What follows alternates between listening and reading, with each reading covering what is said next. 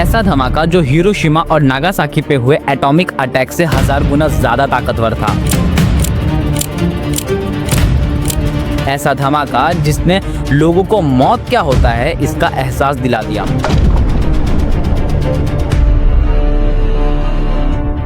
इतना बड़ा धमाका जिसका प्रेजेंस 1000 किलोमीटर दूर यूके के सेस्मिग्राफर में भी महसूस होता है। एक ऐसा धमाका जो आज तक सॉल्व नहीं हो पाया। मैं बात कर रहा हूँ टुंगुस्का इवेंट की।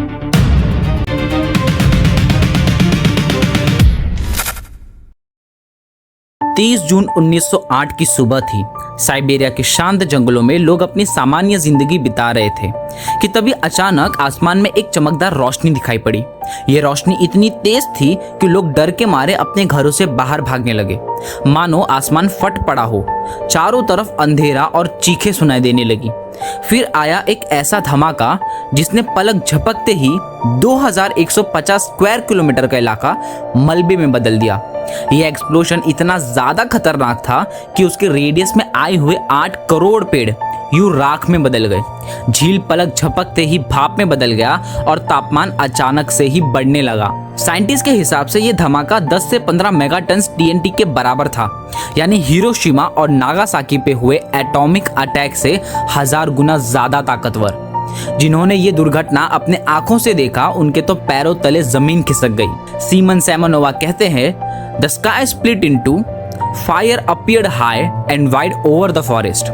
From where the fire was came strong heat. Then the sky shut closed and a strong thump sounded and I was thrown a few yards. After that such noise came as if cannons were firing, the earth shook. यानी ऐसा लग रहा था मानो आसमान 2 हिस्सों में but गया हो। जंगलों में आग की लपटें दौड़ रही थी।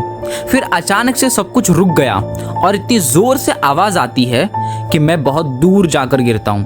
और अचानक ऐसा लगता है कि कैनन्स की फायरिंग शुरू हो गई हो और पूरी धरती हिलने लगी। वहीं पर वहां पर रहने वाले वानावारा विलेजर्स का कहना था कि हमने आसमान में ऐसी तेज रोशनी कभी नहीं देखी थी। ऐसा लग रहा था सूरज धरती पे गिर रहा हो। तभी अचानक से एक जबरदस्त धमाका हुआ। धरती जोर से हिलने लगी और जंगल तबाह हो गए। हमने देखा कि आग का एक बड़ा बादल आसमान में उठ रहा था। खिड़कियां टूट गई और घर हिलने लगे। हमें लगा दुनिया का अंत बहुत नजदीक आ गया है। सुनने में ऐसा लगता है कि उस समय तुंगुस्का पे एस्ट्रॉइड का कहर बरसा हो, लेकिन यही घटनास्थल को ढूंढने में हमें 19 साल का समय लग गया। Of course, one of the reason was World War I and another was remoteness of this place. 19 साल बाद सोवियत यूनियन के साइंटिस्ट लियोनिड कुलिक अपनी जांच शुरू करते हैं। लेकिन कुलिक जब जांच के लिए वहां पहुंचे तो उन्होंने कुछ ऐसा देखा जिसने सबको चौंका दिया।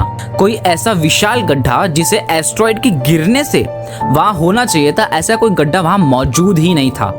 लेकिन इसके बदले कुलिक ने वहां कुछ और देखा, एक बटरफ्लाई के आकार का निशान जो कि जले हुए पेड़ों से और बंजर जमीन से बनी हुई थी।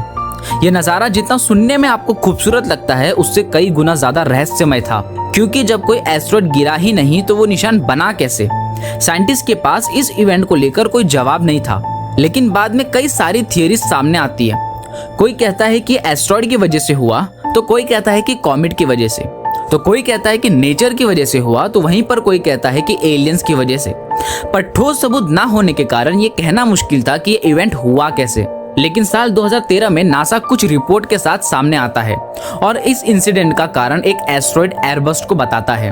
वेल, अकॉर्डिंग टू नासा ऐसे कई सारे सिमिलर इवेंट पास में भी हो चुके थे, जैसे कि मैक्सिको के यूकेटन पेनिसुला में 66 मिलियन साल पहले एक मैसिव एस्ट्रॉइड गिरा था जिसे चिकुस्लुब इम्पैक्ट कहा जाता है। ये वही इम्पैक्ट था जो डायनासोर के मास एक्सटिंक्शन का कारण बना। वहीं पर यूएसए में लगभग 50,000 साल पहले एक बड़ा मीटरॉइड गिरा था जिसे बेरिंगर क्रैटर या मीटरॉइड क्रैटर के नाम से भी जाना जाता है। इसका इम्पैक्ट इतना ज्यादा पावरफुल था कि घटनास्थल पर लगभग 1.2 किलोमीटर जितना बड़ा गड्ढा बना देता है। यहाँ तक 1994 में एक और इवेंट देखने को मिलता है जब शूमेकर लेवी 9 नाम का एक बड़ा कॉमेट जुपिटर से टकरा गया। यह टकराव इतना भयंकर था कि जुपिटर के एटमॉस्फेयर में कई मैसिव फायरबॉल्स बनी। सिमिलरली नासा के हिसाब से इतना बड़ा धमाका एक एस्टेरॉयड की वजह से ही हुआ होगा। वेल अकॉर्डिंग टू नासा उस दिन धरती के एटमॉस्फेयर में 130 फीट बड़ा एस्टेरॉयड 30 डिग्री के एंगल पे एंट्री मारता है, बट धरती से टकराने से 10 किलोमीटर पहले ही प्रेशर की मदद से हवा में ही ब्लास्ट हो जाता है, जिसके बाद हमें ये इतना मैसिव डिस्ट्रक्शन देखने को मिला। वेल ये asteroid Airbus theory most acceptable theory थी कंपैरेटिवली बाकी थियरीज से, बट ये थियरी फिर भी कुछ पॉइंट्स को कवर अप नहीं कर रही थी।